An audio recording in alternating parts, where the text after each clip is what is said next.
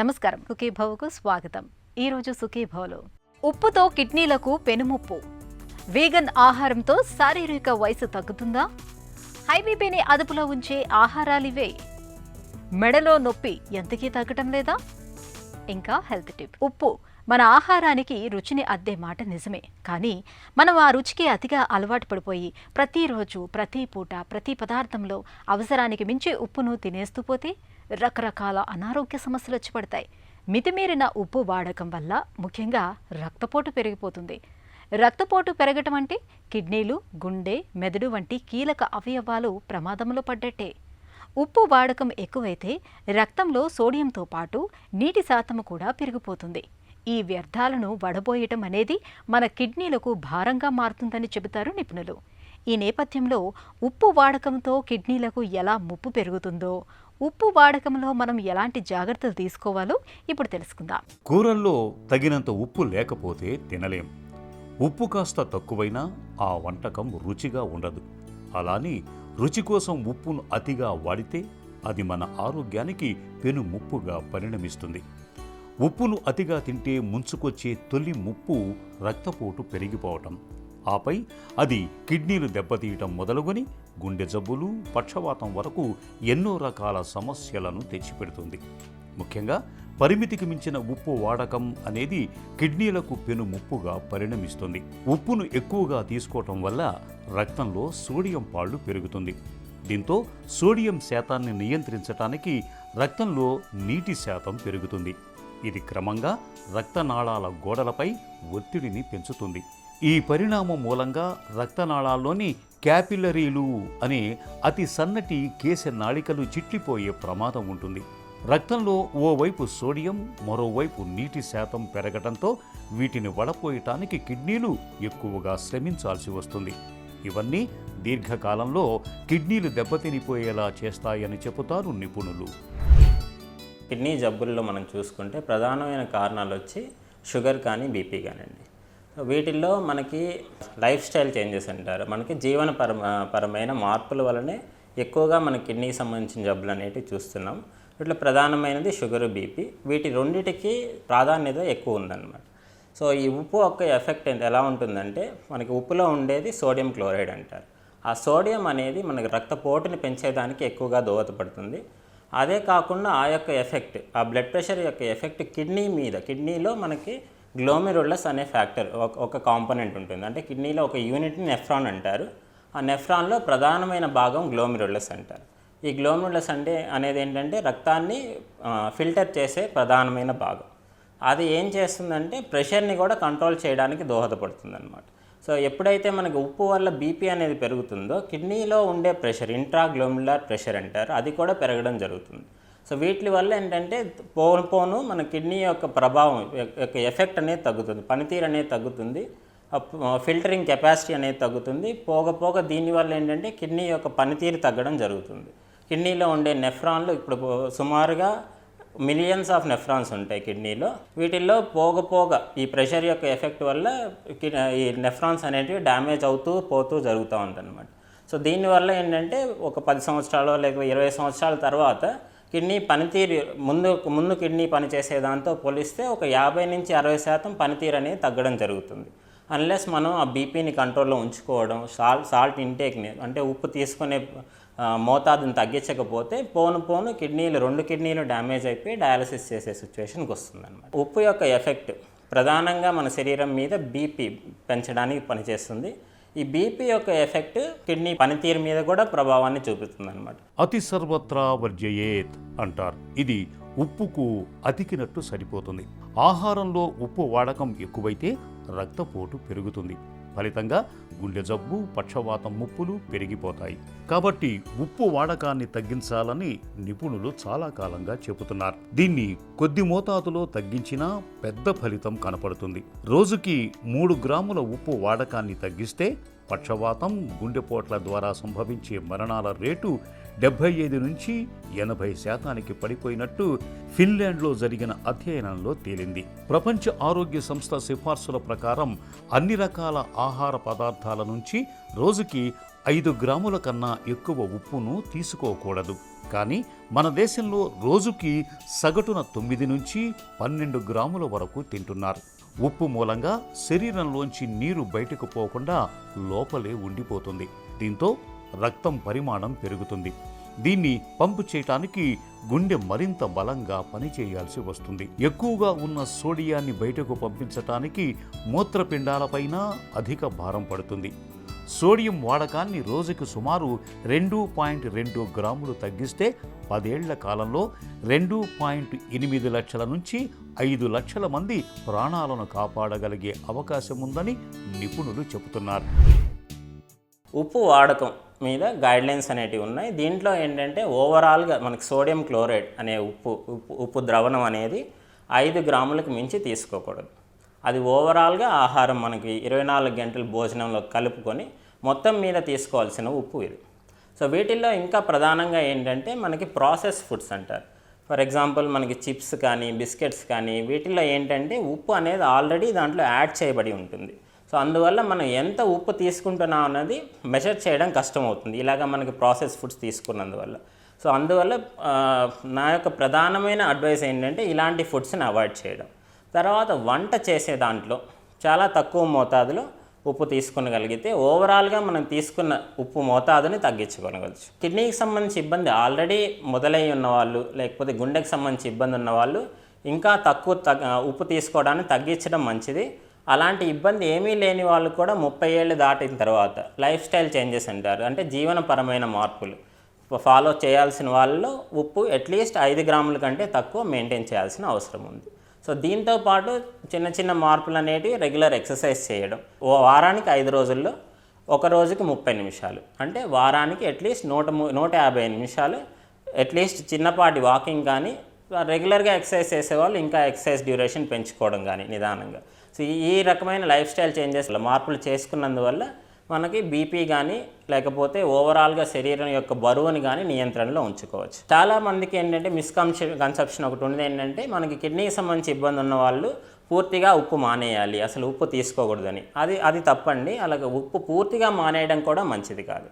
ఎందుకంటే మనకి శరీరంలో సోడియం అనేది చాలా అవసరం. అది అట్లీస్ట్ మనకు కావాల్సిన మోతాదులో ఉండాలి. దాని లెవెల్ అనేది 135 నుంచి 145 మిల్లీ ఈక్వలెంట్స్ 1 లీటర్కి ఉండాలి. సో మనకి ఎక్కువ కాలం అసలు ఉప్పు పూర్తిగా మానేసినందువల్ల సోడియం అనే లవణం తగ్గిపోవడం జరుగుతుంది. సో వీటిల్లో ఏంటంటే మనిషి దాని యొక్క ప్రభావం ఎక్కువ కాలం ఉప్పు తగ్గిపోయినందువల్ల దానివల్ల నరాల మీద ఇబ్బంది కలగడం, నడవడం కష్టమైపోవడం, కింద పడిపోవడం ఇలాంటి సమస్యలు రావచ్చు అన్నమాట. సో అందువల్ల మనం రెగ్యులర్గా చెకప్ చేసుకుంటూ ఉప్పు తగిన మోతాదులో, కిడ్నీ సంబంధించి ఇబ్బంది ఉన్న వాళ్ళు 2 నుంచి 3 గ్రాములు ఒక రోజుకి, కిడ్నీ ఇబ్బంది లేని వాళ్ళు, బీపీ షుగర్ లేని వాళ్ళు మ్యాక్సిమం 5 గ్రాముల కంటే తక్కువ ఉప్పు తీసుకోవచ్చు. మితిమీరిన ఉప్పు వాడకం అనేది రక్తపోటును పెంచి కిడ్నీలు దెబ్బతినిపోయేలా చేస్తుంది. అంతేకాదు, గుండె జబ్బులు, పక్షవాతం వంటి ప్రమాదకర సమస్యలకు ఉప్పు పరోక్షంగా కారణమవుతుంది. కాబట్టి ఉప్పు వాడకాన్ని పరిమితం చేయటం మనందరి కర్తవ్యం. సాధ్యమైనంత తక్కువ ఉప్పు తినటం అలవాటు చేసుకోవటం ఉత్తమం. భోజనాల బల్ల మీద ఉప్పు డబ్బా పెట్టుకుని పదార్థాల్లో మజ్జిగ, పెరుగుల్లో కలుపుకుని తినటం మానేయాలి. కూరగాయలు, పచ్చళ్ళు, ఉప్పులో నానబెట్టి ఎండబెట్టే పదార్థాలు, ఉప్పు చేపలు, మజ్జిగ, మిరపకాయల వంటివి బాగా తగ్గించాలి. అయోడిన్ కలిపిన ఉప్పుని వాడటం 2 విధాలా లాభం. ముఖ్యంగా తాజా కూరగాయలు, పండ్లు ఎక్కువగా తినాలి. ప్యాకెట్లలో లభ్యమయ్యే పదార్థాల్లో ఉప్పు చాలా ఉంటుంది. వీటిని బాగా తగ్గించేయాలి. రుచి కోసం ఉప్పు మీద ఆధారపడకుండా వీలైనప్పుడల్లా వెల్లుల్లి, అల్లం, నిమ్మరసం, వెనిగర్, మిర్చి వంటివి కలుపుకోవచ్చు. అసలు కూరగాయలు, పండ్లు, ధాన్యాలు, పప్పుల వంటి సహజమైన పదార్థాల్లో కూడా కొంత సోడియం ఉంటుంది. ఈ రూపంగా మనం రోజు దాదాపు 300 నుంచి 400 గ్రాముల వరకు ఉప్పును తింటామని అంచనా. కాబట్టి దీన్ని దృష్టిలో ఉంచుకోవటం చాలా అవసరం. హెల్త్ న్యూస్ మీకోసం.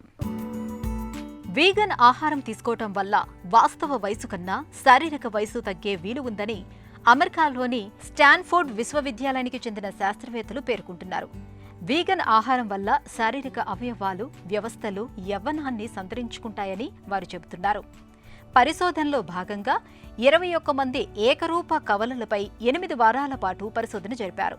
ఈ తరహా కవలల మధ్య గణనీయ స్థాయిలో జన్యు సారూప్యతలు ఉంటాయి. ఈ కవలలను విడగొట్టి 2 వర్గాలుగా చేశారు. ఒక వర్గానికి మాంసం, గుడ్లు, పాల ఉత్పత్తులతో కూడిన ఆహారాన్ని అందించారు. రెండో వర్గానికి పూర్తిగా వీగన్ ఆహారాన్ని అందించారు. ఈ పరీక్షార్థుల సరాసరి వయసు 40 ఏళ్లు. అందరూ ఊబకాయిలే. 8 వారాల తర్వాత ఫలితాన్ని పరిశీలించినప్పుడు వీగన్ ఆహారాన్ని తీసుకున్న బృంద సభ్యులే గుండె, కాలేయం, ఇన్ఫ్లమేటరీ, జీవక్రియ వ్యవస్థల వయసు వారి వాస్తవ వయసు కన్నా తక్కువగా ఉన్నట్లు వెల్లడైంది. మాంసాహారం తీసుకున్న వర్గంలో ఈ మార్పులేవీ కనిపించలేదు. వీగన్ ఆహారం తీసుకున్న వారు సరాసరిన 2 కిలోల బరువు తగ్గినట్లు గుర్తించారు. దీన్ని బట్టి వీరి శారీరక వయసు తగ్గడానికి ఇది ప్రధాన కారణమై ఉండొచ్చని భావిస్తున్నారు. అయితే వీగన్ ఆహారం వల్ల సూక్ష్మ పోషకాల లోపం తలెత్తవచ్చని, వాటి దుష్ప్రభావాలు కనిపించడానికి ఎన్నో ఏళ్లు పడుతుందని నిపుణులు చెబుతున్నారు.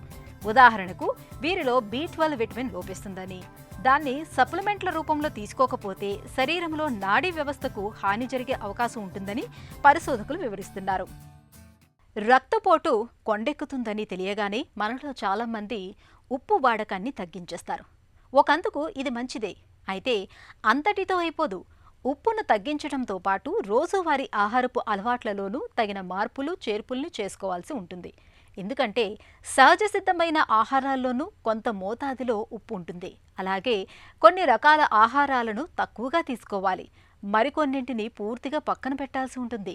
అధిక రక్తపోటును అదుపులో ఉంచే ఆహార నియమాల గురించి ఇప్పుడు తెలుసుకుందాం. రక్తపోటు అన్నది ఎక్కువగా ఏంటంటే పైది కొంచెం ఎక్కువ ఉన్న నార్మల్ అనుకుంటాం, కానీ కిందది మటుకు చాలా మటుకు మెయింటైన్ చేస్తూ ఉండాలి. ఎందుకంటే శరీరం రెస్ట్లో ఉన్నప్పుడు రక్తపోటు ఎలా ఉంది నరాల్లో అన్నది కింద వచ్చే పరిణామం చూస్తాం అనమాట. కిందది మటుకు 80 దాటితే మటుకు కొంచెం జాగ్రత్తగా ఉండాలి. ఒకటి అఫ్కోర్స్ జెనెటిక్స్, అంటే పెద్దవాళ్ళకి వంశపరంపరంగా వచ్చేదానికి మనం ఏం చేయలేం. కానీ మధ్యలో వచ్చిందంతా ఈ ఒత్తిడి వలన, మానసిక ఒత్తిడి వలన, లేకపోతే తినే ఆహారంలో ఉప్పు ఎక్కువ ఉండి పచ్చళ్ళు, తర్వాత ఎక్కువ ఈ మాంసకృతులు ఉన్న ఎక్కువ ఆహార పదార్థాలు, మటను, చికెను అటువంటి ఎక్కువ తిన్నా అప్పుడు బీపీ ఎక్కువ రైజ్ అవుతుంది. కాబట్టి అలాంటప్పుడు కొన్ని ఆహార జాగ్రత్తలు చాలా మటుకు ఇంపార్టెంట్. అదేంటంటే ఒకటి ఏంటంటే ఉప్పు బాగా తగ్గించాలి. అంటే నార్మల్గా హెల్తీగా ఉన్న మనుషులు 5 గ్రాములు చాలా ఎక్కువ, 2.5 నుంచి 5 గ్రాములు, అంటే ఒక అర టీ స్పూన్ నుంచి టీ స్పూన్ ఉప్పు వాడాలి. రోజంతటికి కలిపి అన్నిటిలోనూ ఉప్పు వాడేది అంతే ఉండాలి. ఈ బీపీ ఉన్నవాళ్ళు ఆ ½ టీ స్పూన్ కంటే తక్కువ వాడుకోవడం మంచిది. అంటే ఏంటి, ఫస్ట్ పచ్చళ్ళు మానేశారు పూర్తిగా, ఏ టైప్ అయిన పచ్చళ్ళు ఉండకూడదు. రెండోది నూనెలు, కొవ్వు పదార్థాలు చాలా మటుకు తగ్గించాలి. అంటే ఏంటి, ఇప్పుడు వెన్న కానీ నెయ్యి కానీ ఇటువంటి కొవ్వు పదార్థాలు, చీజు ఇలాంటివన్నీ చాలా తగ్గించడం మంచిది. వీటి మీద ఎక్కువగా పెడితే ఇంధనం ఎక్కువ రాదు. కాబట్టి ఎప్పుడైతే ఎక్కువ ఇంధనం అంటే క్యాలరీస్ బాగా పెరిగిపోయేటప్పటికి ఆహారంలో కొవ్వు కింద తయారైపోద్ది, బ్లడ్ ప్రెషర్ పెరుగుతూ ఉంటుంది అన్నమాట. అవి తగ్గించుకొని ఆహార పదార్థాల్లో ముఖ్యంగా కూరగాయలు, పండ్లు ఇటువంటివన్నీ వాడుతూ ఉంటే బీపీ చాలా మటుకు కంట్రోల్ అవుతూ ఉంటుంది. నిత్యం వాహనాల మీద ఎక్కువ దూరం ప్రయాణాలు చేయాల్సి రావటం, గంటల తరబడి కుర్చీలో కూర్చొని కంప్యూటర్ల ముందు పనిచేయటం అనేది ఇవాళ మనలో చాలా మందికి మెడనొప్పిని తెచ్చిపెడుతుంది. ఇక వయసు పెరుగుతున్న కొద్దీ వెన్నుపూసలు, నరాల్లో వచ్చే అరుగుదల వల్ల కూడా మెడనొప్పికి కారణమవుతుంది. మెడనొప్పిని తగ్గించుకోవటానికి మనలో చాలామంది చాలా ప్రయత్నాలు చేస్తూ ఉంటారు. అయితే మెడనొప్పి తలెత్తడానికి వెన్నులో డిస్కులు అరగటం మొదలుకొని మైలోపతి వరకు చాలా కారణాలే ఉంటాయి. మూల కారణాన్ని గుర్తించి చికిత్స మొదలు పెడితే వేధించే మెడనొప్పి నుంచి సులువుగానే బయటపడవచ్చు. మెడనొప్పికి కారణాలు, పరిష్కార మార్గాల గురించి డాక్టర్ని అడిగి ఇప్పుడు తెలుసుకుందాం. సర్వైకల్ స్పాండిలైటిస్ అంటే ఏంటి? సర్వైకల్ స్పాండిలోసిస్ అంటే మన మెడలో ఉన్న joints, facet joints and joints ఉంటాయండి. ఆ జాయింట్స్ మధ్యలో వచ్చే ఆర్థరైటిస్ అంటే అరుగుదలని సర్వైకల్ స్పాండిలోసిస్ అంటాం. యూజువల్గా మన కీళ్ళ, మన మోకాల్లోనూ లేకపోతే మన తుంటి ఎముకలోనూ షోల్డర్ జాయింట్స్లోనూ ఉన్నట్టే మెడలో, నడుములో, ఛాతి భాగంలో కూడా వెన్నుపూస మధ్యలో, ఎముకల మధ్యలో కీళ్ళు ఉంటాయి. సేమ్ అట్లాగానే ఇవి కూడా సైనోవియల్ జాయింట్స్, అంటే జాయింట్ కార్టిలేజ్ ఉంటుంది, చుట్టుపక్కల జాయింట్ క్యాప్సూల్ ఉంటుంది, అన్నీ ఉంటాయి. So same joints. సో ఎప్పుడైతే మనం మెడని కొంచెం ఏజ్ వల్ల కానీ, లేకపోతే ఎక్కువ వంచడం వల్ల కానీ, ఎక్కువ ఒకే పొజిషన్లో ఉంచడం కానీ, ఎప్పుడైతే అవి అరుగుతాయో మన వేరే కీళ్ళు అరిగినట్టే ఈ మెడలో ఎముకలు కూడా అరుగుతాయి. దాన్ని సర్వైకల్ స్పాండిలోసిస్ అంటాం. కానీ వేరే బాడీలో ఉన్న కీళ్ళు ఎక్కడైనా అరిగినప్పుడు అది ఓన్లీ కీళ్ళ నొప్పిగానే మనకి బయటపడుతుంది. కానీ మెడలో కానీ లేకపోతే నడుములో కానీ ఈ కీళ్ళు అడిగినప్పుడు ఫేసెడ్ జాయింట్స్ అరిగినప్పుడు అవి లావ్ అయ్యి దానివల్ల పక్కన ఉండే నరాల మీద ఒత్తిడి పడి మనకి చేతుల్లో కాళ్ళల్లో నొప్పి రావడం, వీక్నెస్ రావడం లాంటివి జరుగుతాయి. సో ఈ సిస్టమ్ మొత్తాన్ని మనం సర్వైకల్ స్పాండిలోసిస్ అంటామండి. మెడ నొప్పి ఎందుకు వస్తుంది? కారణాలేంటి? మన మెడ భాగంలో 7 ఎముకలు ఉంటాయి. ప్రతి ఎముకకి 1కి 2కి మధ్యలో, 2కి 3కి మధ్యలో అలా 7 బోన్స్ మధ్యలో 7 జాయింట్స్ ఉంటాయి. And left side right side తీసుకుంటే 14 జాయింట్స్ ఉంటాయి. ఇప్పుడు మనం కొత్తగా ఈ లైఫ్ స్టైల్ వల్ల ఎక్కువసేపు కంప్యూటర్స్ చూడటం, ఒకే పొజిషన్లో నెక్ ఉంచడం, కొంచెం అబ్నార్మల్గా అంటే ఒక 10 degrees ఫ్లెక్షన్లో కానీ 20 degrees రొటేషన్లో కానీ ఒక వంకరగా చూడటం, మంచం మీద పడుకునో లేకపోతే రిలాక్స్ అయ్యో ఎక్కువసేపు టీవీలు చూడటం, ఇలాంటివి చూడటం వల్ల ఒక పర్టికులర్ జాయింట్ మీద ఎక్కువ ఒత్తిడి పడే అవకాశం ఉంటుంది. అలా జరిగినప్పుడు ఒక క్యాస్కేడ్ ఆఫ్ రియాక్షన్ స్టార్ట్ అయ్యి ఆ జాయింట్ ఒక్కటి స్వెల్లింగ్ వచ్చి, ఆ జాయింట్లో పెయిన్ వచ్చి, ఆ పెయిన్ వల్ల దాన్ని ఎక్కువ మూవ్ చేయలేకపోవడం, ఆ మూవ్ చేయకపోవడం వల్ల మళ్ళీ స్వెల్లింగ్ ఎక్కువ అవడం. సో ఇలా ఒక సైకిల్ ఆఫ్ ఈవెంట్స్ కింద స్టార్ట్ అయ్యి సర్వైకల్ స్పాండిలోసిస్ స్టార్ట్ అవుతుంది. సర్వైకల్ స్పాండిలైటిస్ లక్షణాలు ఎలా ఉంటాయి? సో జనరల్గా సర్వైకల్ స్పాండిలోసిస్ ఉన్నప్పుడు స్టార్టింగ్ స్టేజ్లో ఎట్లా ఉంటుందంటే, మనం రెస్ట్ తీసుకుని లెగంగానే ఒక 15 minutes వరకు నెక్ బాగా స్టిఫ్గా ఉంటుంది, పెయిన్ ఎక్కువ అవుతుంది. ఒక 15-20 minutes అవ్వగానే అది సెటిల్ అయ్యి పెయిన్ తగ్గుతూ ఉంటుంది. సో రెస్ట్ తర్వాత మనకి పెయిన్ స్టార్ట్ అవుతుంది అంటే డెఫినెట్గా ఎముకలు అరిగినాయి, మనకి నెక్లో స్పాండిలోసిస్ స్టార్ట్ అయింది అని అర్థం ఉంటుంది. నెక్స్ట్ అవి బాగా ఎక్కువైతే ఈ రెస్ట్ తీసుకున్న తర్వాత మనకి మళ్ళీ రిలాక్స్ అవ్వడానికి, పెయిన్ తగ్గడానికి పట్టే టైం ఎక్కువ అవుతూ ఉంటుంది. అంటే ఇనీషియల్ స్టేజెస్లో లెగిసిన తర్వాత డాక్టర్ గారు నాకు ఒక 15 నిమిషాల వరకు మెడ నొప్పిగా ఉండేది, నిద్రపై లెగిస్తే రెస్ట్ తీసుకుని లెగిస్తే అంటారు. అదే కొన్ని రోజులు పోతే ఇంకా సాయంత్రం వరకు కూడా అట్లాగే నొప్పిగా ఉంటుంది అని చెప్తూ ఉంటారు. సో ఇది ప్రోగ్రెషన్ అవుతుంది అని మనకు అర్థం. ఇంకా ఎక్కువ ప్రోగ్రెస్ అయితే మనకి చేతుల్లోకి తిమ్మిరలు రావడం కానీ, కాళ్ళలో తిమ్మిరలు రావడం కానీ, బలం తగ్గినట్టు అనిపించడం కానీ, చేతిలో పట్టు తగ్గడం కానీ, కొంత బాగా సివియర్ కేసెస్లో మన సంతకం కూడా చేంజ్ అవ్వడం, ఇట్లాంటి సిమ్టమ్స్ డెవలప్ అవుతాయి. దాన్ని రాడిక్లోపతి అని కానీ మైలోపతి అని కానీ పిలుస్తూ ఉంటాం. కాలర్ బెల్ట్తో ఉపయోగం ఉంటుందా? బేసికల్గా మన కాలర్ పెట్టుకునేది నెక్ మూమెంట్స్ ప్రివెంట్ చేయడానికి, అంటే మెడని కదపకుండా ఉండటం కోసం మనం కాలర్ వాడతాం. సో దానికి సైడ్ ఎఫెక్ట్ ఏంటంటే మెడకెళ్ళే కండరాలన్నీ వీక్ అయిపోతాయి. అంటే మనకి మెడకి వెనకాల ఏదైతే మజిల్స్, ఎరెక్టార్స్ పైన మజిల్స్ కానీ, ట్రెపీజియస్ కానీ అవన్నీ ఉంటాయో ఆ మజిల్స్ అన్నీ సన్నగా అయిపోతాయి అండ్ మూమెంట్ లేక అవి ఎట్రోఫీ అయిపోతాయి. ఒక 6 months to 1 year రెగ్యులర్గా మనం కాలర్ వాడితే ఆ మజిల్స్ అన్నీ ఎట్రోఫీ అయిపోయి కాలర్ లేకపోతే పెయిన్ ఎక్కువైపోయే ఛాన్స్ ఉంటుంది. అంటే క్రానిక్గా దానికి అలవాటు అయిపోయి, సార్ నేను కాలర్ లేకపోతే అసలు నేను నడవలేకపోతున్నాను, నాకు మెడ నొప్పి వస్తుంది అనే అవకాశాలు ఎక్కువ ఉంటాయి. సో అలాంటి సిచ్యువేషన్లో రొటీన్గా మనకి సర్వైకల్ స్పాండిలోసిస్ కానీ, నెక్ పెయిన్ కానీ, రాడిక్లోపతి కానీ ఉన్న పేషెంట్స్కి నెక్ స్ట్రెంథనింగ్ ఎక్సర్సైజెస్ ఇవ్వడం చాలా బెటర్ కాలర్ ఇవ్వడం కన్నా. And first thing, me life స్టైల్లో ఏది దీనికి కారణం వచ్చిందో చూసుకుని ఆ లైఫ్ స్టైల్ని మనం చేంజ్ చేసుకోవాలి. సెకండ్, నెక్ మజిల్స్ని బాగా స్ట్రెంథన్ చేసుకుని ఆ మజిల్స్నే కాలర్ కింద వాడేటట్టు, ఆ మజిల్సే కాలర్ పని చేసేటట్టు మనం ట్రైన్ చేసుకోవాలి. థర్డ్ థింగ్, లాస్ట్ రిసార్ట్ అంటే మైలోపతి డెవలప్ అయినా, వీక్నెస్ డెవలప్ అయినా, ఆపరేషన్ చేయాల్సిన సిచ్యువేషన్ ఉన్నా, ఈ ఆపరేషన్ కొన్నాళ్ళు లేట్ అవుతుంది, ఇప్పుడు మనం చేయలేము, ఒక నెల రోజులో 2 నెలల్లో వెయిట్ చేయాలనిపిస్తే అప్పుడు మనం మెడ మూమెంట్ ఆపడం కోసం కాలర్ ఇవ్వచ్చు, అది కూడా టెంపరీగా. కానీ పర్మనెంట్గా కాలర్ మీద మనం డిపెండ్ అవ్వడం అండ్ కాలర్ వేసుకుని మనం పనిచేయడం వల్ల మనకి పాజిటివ్ ఎఫెక్ట్స్ కన్నా నెగిటివ్ ఎఫెక్ట్స్ ఎక్కువ ఉంటాయండి. సర్వైకల్ స్పాండిలైటిస్ని ఎలా నిర్ధారిస్తారు? తుంటి ఎముకల్లో కానీ ఛాతీ భాగంలో ఉన్నట్టే నెక్లో కూడా ఇన్వెస్టిగేషన్స్ సేమ్ ఉంటాయండి. మనకి అర్లీ సర్వైకల్ స్పాండిలోసిస్ ఐడెంటిఫై చేయాలంటే ఎక్స్రే తీయొచ్చు. ఎక్స్రే మనని నెక్ని న్యూట్రల్ పొజిషన్లో పెట్టుకుని తీసుకోవాలి. దాని ద్వారా మనకి నెక్లో ఏమన్నా బోన్స్ స్ట్రైటన్ అవుతున్నాయా, లేదంటే ఎక్కువ ముందుకు వంగుతున్నాయా, లేకపోతే ఎక్కువ లాటోసిస్లోకి వెళ్తున్నాయా వెనక్కి అనేది మనకు ఐడియా వస్తుంది. అలాగే జాయింట్స్ని కూడా మనం క్లియర్గా ఎక్స్రేలో ఐడెంటిఫై చేయొచ్చు. ఐడెంటిఫై చేసి ఎక్కడన్నా ఏ జాయింట్ దగ్గర ఆర్థరైటిస్ వచ్చిందా, సో దీన్ని మనం ఎట్లా తగ్గించాలి, ఏదైనా స్పెసిఫిక్ ఎక్సర్సైజ్ చేయాలా, లేదంటే కైఫోసిస్ ఏమైనా ఉందా, లేదంటే స్కోలియోసిస్ అంటే పక్కకి ఏమైనా వంగుతుందా అనేది ఐడెంటిఫై చేసుకోవచ్చు. దీని తర్వాత ఒకవేళ మనకి రాడిక్లోపతి ఉంది, ఎగ్జామినేషన్లో చేతుల్లో కూడా వీక్నెస్ డెవలప్ అవుతుంది అనుకుంటే ఎంఆర్ఐ స్కాన్ చేసి క్లియర్గా ఏ డిస్క్ జారుతుంది, ఏ నరం మీద ఒత్తిడి పడుతుందని కూడా ఐడెంటిఫై చేసి ఆ నరానికి మనం ట్రీట్మెంట్ ఇచ్చే అవకాశాలు ఉంటాయి. మెడ నొప్పికి చికిత్స ఎలా ఉంటుంది?